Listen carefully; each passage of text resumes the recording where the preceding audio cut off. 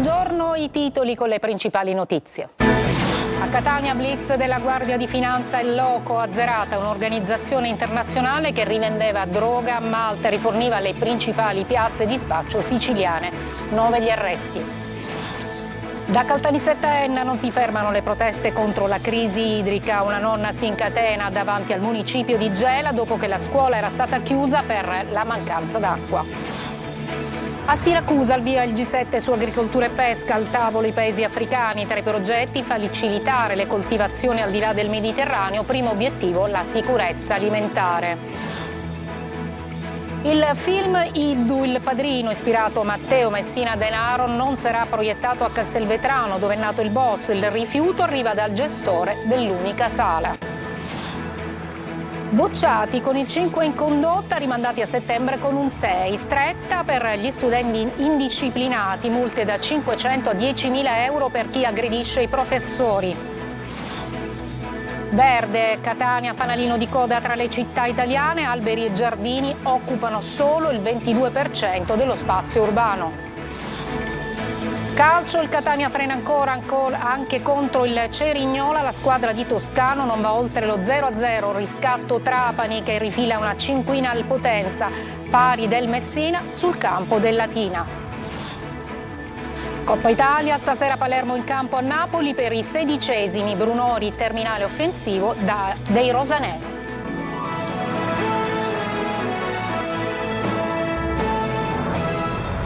Eccoci, dunque la Guardia di Finanza di Catania sgomina un'organizzazione internazionale che rivendeva stupefacenti a Malta e riforniva le principali piazze di spaccio di Catania e Siracusa. Sentiamo Tonino De Mano. Catania, Oristano, Udine e poi Malta. Ruota su queste direttrici il blitz antidroga effettuato dalla Guardia di Finanza etnea che ha sgominato un traffico internazionale di stupefacenti. 9 gli arresti, ma ci sono anche 12 indagati. L'operazione, denominata El Loco, il pazzo, ha incluso anche il sequestro di beni e disponibilità finanziarie per un valore di quasi $500.000 di euro. 2 i gruppi criminali finiti nel vortice giudiziario. Il primo era operativo nell'Interland etneo e nella provincia di Siracusa, ma con propaggini transnazionali si procurava cocaina, hashish e marijuana in Spagna per poi esportare la roba a Malta. Nel corso dell'indagine sono emersi rapporti d'affari con un esponente del clan Cappello Bonaccorsi, condannato per mafia, che sarebbe risultato uno degli investitori. Il secondo sodalizio si occupava invece della vendita al dettaglio del narcotico nelle piazze di spaccio della provincia etnea e Aretusea. Uno degli indagati sarebbe stato il collante tra le due bande. Nell'una avrebbe svolto il ruolo di longamanus per l'esecuzione degli ordini, occupandosi prevalentemente dei viaggi e della logistica di spedizione e trasporto dello stupefacente. Nell'altra, quale promotore, si sarebbe stabilmente occupato della cessione delle partite di droga approvvigionate dalla Spagna agli altri criminali per la successiva gestione della vendita al dettaglio. Complessivamente sono stati sequestrati 18 kg di cocaina, 41 kg di hashish e 50 di marijuana. Da Caltanissetta a Enna continuano le proteste contro la mancanza dell'acqua e non si fermano anche i malori e le denunce. Sentiamo Geritalia. 8° giorno di protesta a Caltanissetta, dove un centinaio di cittadini si sono radunati davanti alla sede di Caltacqua, la società che gestisce il servizio idrico. I manifestanti chiedono chiarezza sui turni di erogazione dell'acqua e la rescissione del contratto con la società, dopo settimane di caos. Alcune aree, come Contrada Nishima, non ricevono acqua da 3 mesi. Durante la protesta una donna ha avuto anche un malore ed è stata soccorsa da un'ambulanza. Il sindaco, Walter Tesauro, è intervenuto per calmare gli animi, mentre la polizia ha bloccato il traffico nella zona. Intanto un vertice in prefettura ha visto la partecipazione di Caltacqua e Siciliacque, che si sono impegnate a ripristinare la fornitura entro la settimana. Anche a Gela la situazione è ancora tesa. Nei giorni scorsi, nonostante la turnazione a giorni alterni sia stata ripristinata, una scuola è rimasta senza acqua, spingendo una nonna a incatenarsi davanti al municipio. Come mai se è arrivata l'acqua sabato? Sabato e domenica la scuola era chiusa, lunedì mattina non c'è acqua.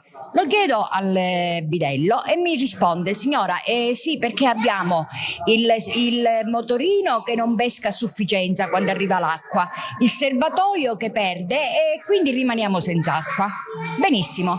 Ora, calcolando che la scuola si è chiusa a giugno e che si è riaperta a settembre, durante questo periodo Chi doveva provvedere a sistemare il discorso dell'acqua? Le proteste intanto continuano anche a Enna, dove l'acqua arriva ogni 6-7 giorni con punte di emergenza a Nicosia. Il comitato Senza Acqua ha presentato un esposto in procura accusando il gestore Acqua Enna di interruzione di pubblico servizio. La popolazione è esasperata, con oltre 400 persone che hanno partecipato a un'assemblea cittadina per chiedere interventi urgenti. Il sindaco di Caltanissetta, Walter Tesauro, ha avuto un malore durante la diretta televisiva sull'emergenza idrica in città. Tesauro all'improvviso è diventato pallido e ha chiesto di interrompere la trasmissione. Dopo l'intervento dei sanitari, per fortuna, si è ripreso. Adesso a Siracusa oggi il via al G7 su agricoltura e pesca, presenti i paesi africani, la FAO, i ministri italiani. E adesso appunto ci colleghiamo in diretta con Luca Ciliberti che è ad Ortigia. Luca, fra gli obiettivi c'è anche quello della sicurezza alimentare, un tema molto importante.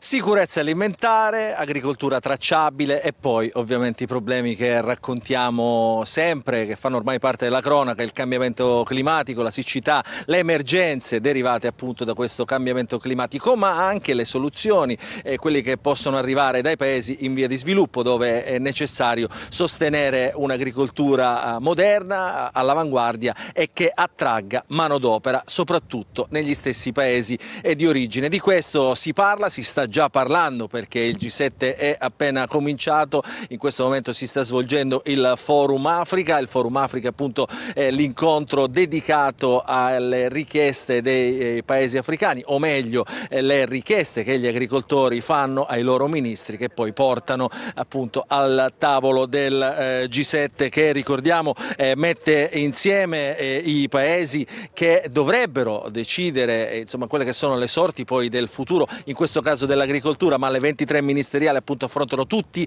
gli aspetti. Italia, Canada, Stati Uniti, Regno Unito, Francia, Germania e Giappone sono i 7 grandi della terra al quale tavolo si siederanno 10 ministri africani da qui fino a sabato. Il G7 è cominciato però stamattina con la Coldiretti, che è la principale organizzazione di categoria degli agricoltori, che ha messo insieme, associata anche diciamo alla CIA, ha messo insieme tutte le sigle degli agricoltori mondiali per produrre un documento che è stato proprio consegnato al ministro Lollobrigida e che appunto sarà portato al tavolo. Abbiamo sentito uno di questi rappresentanti, un africano, un keniota, che conosce bene le problematiche dell'Africa e ci ha spiegato quali sono le richieste dell'Africa.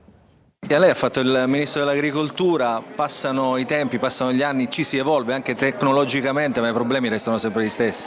Sì, si accentuano alcuni problemi come quelli del cambiamento climatico, dell'adattamento dei modelli agricoli al cambiamento climatico. Noi abbiamo un'urgenza enorme da questo punto di vista. Martina, cosa vi aspettate da queste ministeriali?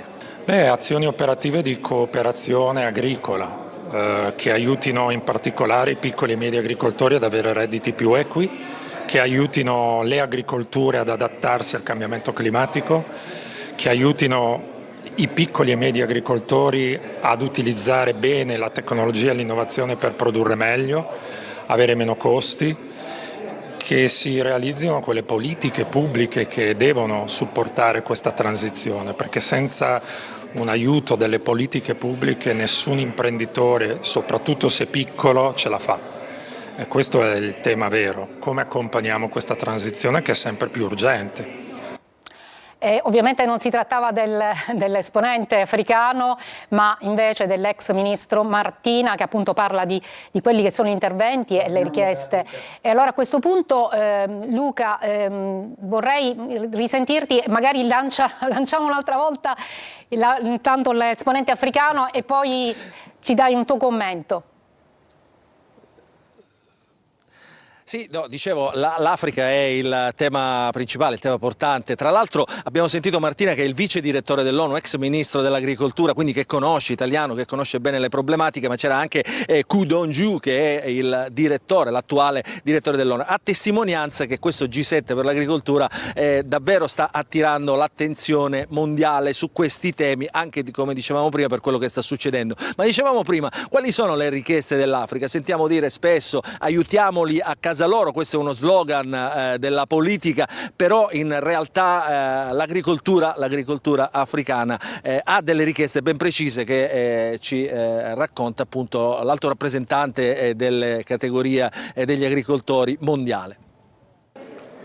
Un incontro come quello di oggi innanzitutto è importante perché gli agricoltori sono qui, hanno un posto intorno al tavolo delle decisioni, hanno la possibilità di esprimere i loro bisogni e di comunicarli direttamente ai ministri, al ministro italiano che ha la presidenza di turno. Per gli agricoltori africani le problematiche sono innanzitutto il cambiamento climatico, costruire un futuro di resilienza, stanno soffrendo, sentendo le conseguenze. Seconda questione assolutamente vitale è garantire l'accesso al credito e poter investire, il costo del credito in Africa è estremamente elevato. Terzo, attrarre giovani in agricoltura e infine occuparsi dei servizi sociali, della parte di inclusione per gli agricoltori e le loro famiglie. Is another important thing. Giusy, prima di chiudere volevo darti una notizia di cronaca. In questo momento, come potete vedere anche dai badge che ho al collo, praticamente Ortigia è blindata, non si può accedere facilmente nei luoghi appunto dove ci sono i ministri, dove ci sono appunto le ministeriali, e questa Ortigia blindata ha dato fastidio ai residenti che hanno prodotto un documento e chiedono più considerazione quando si svolgono appunto questi eventi pubblici, proprio laddove ci si vive, ci si abita, insomma, perché in questo momento è difficile anche percorrere le stradine di Ortigia con la macchina. Ti restituisco la linea. Grazie a Luca Celiberti, buon lavoro. E dunque andiamo avanti col nostro telegiornale. Il film Idul, Padrino, ispirato a Matteo Messina Denaro, non sarà proiettato a Castelvetrano, città proprio dove è nato il boss. Il rifiuto arriva dal gestore dell'unica sala. Ci dice tutto Adelaide Barbagallo.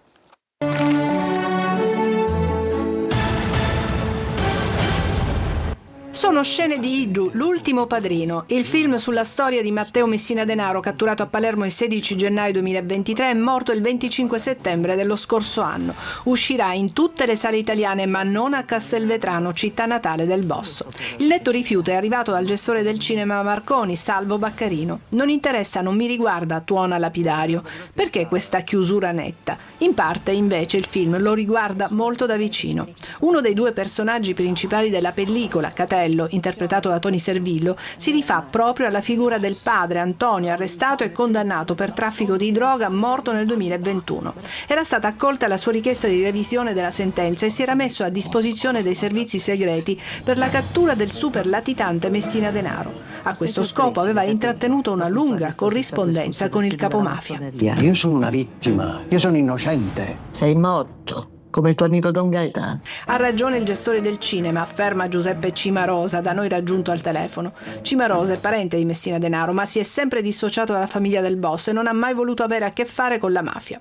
Nel film, spiega, si descrive come figura ambigua Antonio Baccarino. Sarei d'accordo se si mettesse in ridicolo il boss. Perché gettare ombre su altri? Siamo certi che Baccarino non sia stato vittima del sistema?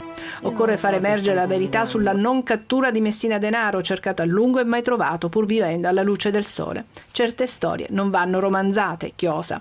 Ma alcuni vorrebbero che il film venisse proiettato, tra loro il sindaco di Castelvetrano, Giovanni Lentini, che dice di voler convincere il gestore del cinema a cambiare idea.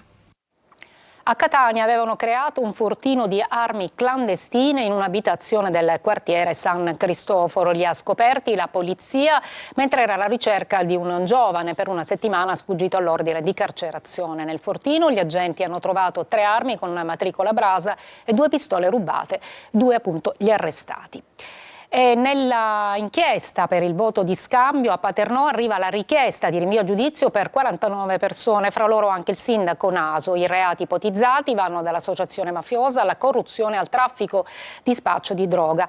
Il giudice dovrà decidere adesso se mandare a processo gli indagati. Ci fermiamo e poi ci occuperemo delle novità per la scuola, un 5 in condotta che può anche avere conseguenze negative quali la bocciatura.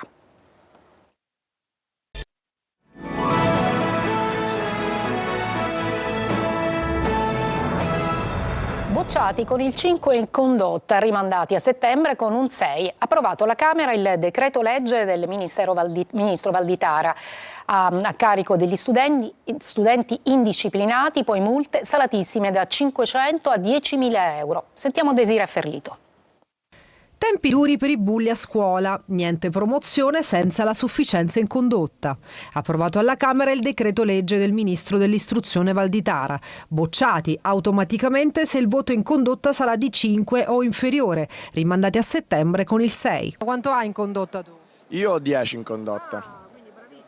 Sì, però dal mio punto di vista nel momento in cui un ragazzo ha un voto di condotta inferiore, il vero ruolo lo ha la scuola e l'istituzione scolastica per riuscire a condurre la persona ad avere un voto di condotta maggiore. Io personalmente non sono d'accordo, poiché molte persone possono avere delle carenze dal punto di vista del comportamento, che sicuramente è una questione prioritaria, però ovviamente possono anche avere un rendimento scolastico ottimo. La linea della scuola non credo debba essere questa, non dovrebbe punire, sanzionare. Il voto sul comportamento inciderà anche sull'ammissione all'esame di maturità. Si potrà ottenere il massimo della votazione finale, 100 centesimi, soltanto se il giudizio in condotta sarà pari almeno a 9. Personalmente, essendo un ragazzo uscente appunto con la maturità, non avere il credito massimo solamente prendendo un 9. A carico degli studenti responsabili di aggressioni a danno di dirigenti scolastici, docenti e personale scolastico, multe da 500 fino a 10.000 euro. Un decreto repressivo nei confronti dei ragazzi, dimenticando che innanzitutto la scuola è un'agenzia educativa, non repressiva. Che hai combinato per avere 6? No, nulla, semplicemente è normale magari essere un poco più agitati, sempre nei limiti del rispetto verso i professori e verso l'istituzione scolastica. La scuola riparte dunque dalla disciplina in una generazione dove a volte essere un bullo vuol dire essere leader. Il governo prova a raddrizzare i ragazzi indisciplinati. Da quest'anno ho deciso di provare a riscattarmi, essendo l'ultimo anno. Verde, Catania fanalino di coda tra le grandi città italiane, alberi e giardini occupano solo il 22% dello spazio urbano. Tonino De Mana. Alberi e giardini occupano soltanto il 22% dello spazio urbano. Se la matematica non è un'opinione, l'ultimo posto di Catania tra le 12 grandi città prese in esame, i dati si riferiscono al 2022, certifica la scarsa propensione green della città etnea.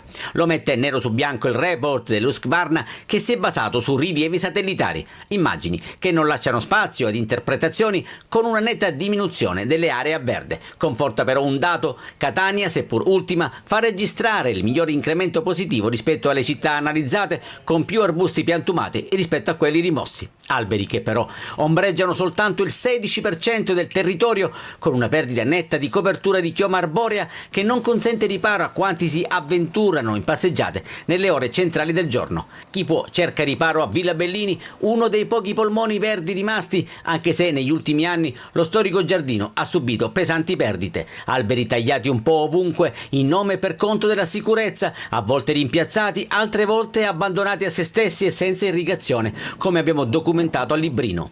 Catania brilla invece alla voce verde incolto, con rigogliosi cespugli che ricoprono strade e marciapiedi. Non è esente il cimitero di via Acquicella, che di monumentale ha anche la vegetazione che invade loculi, cappelle e vialetti.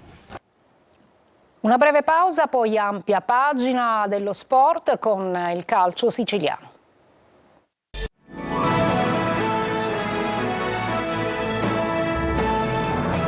Eccoci al calcio, frena il Catania che non va oltre lo 0-0 contro il Cerignola, che ha conquistato solo 2 punti nelle ultime 3 partite. Al Massimino un tempo per parte, pareggio giusto, ma la vetta rischia di allontanarsi. Marco Carli. 2 punti nelle ultime 3 partite, 2 0-0 consecutivi al Massimino e l'ennesimo infortunio a centrocampo, questa volta per Sturaro, coinvolto il collaterale del ginocchio sinistro. Sono le notizie negative del Catania, che con il Cerignola parte bene, mettendo in mostra soprattutto l'ex D'Andrea e Lunetta, ma fallendo qualche chance importante per passare in vantaggio. Poi nella ripresa il calo, con i pugliesi che, senza rendersi particolarmente pericolosi, esercitano una chiara supremazia, costruita anche dalla conoscenza. Raffaele, al contrario di Toscano, può contare su un gruppo già già rodato negli scorsi campionati. Il secondo tempo potevamo e dovevamo fare meglio dal punto di vista dell'intensità e del ritmo, e in quello dobbiamo crescere e alzare il livello di prestazione individuale e di squadra. Al netto degli infortuni e dell'indubbia frenata c'è anche la considerazione di un calendario che finora ha messo di fronte gli etnei alle squadre che occupano la parte più alta della classifica. Abbiamo affrontato nelle ultime 3 gare 3 squadre in salute, che lo sta dimostrando la classifica.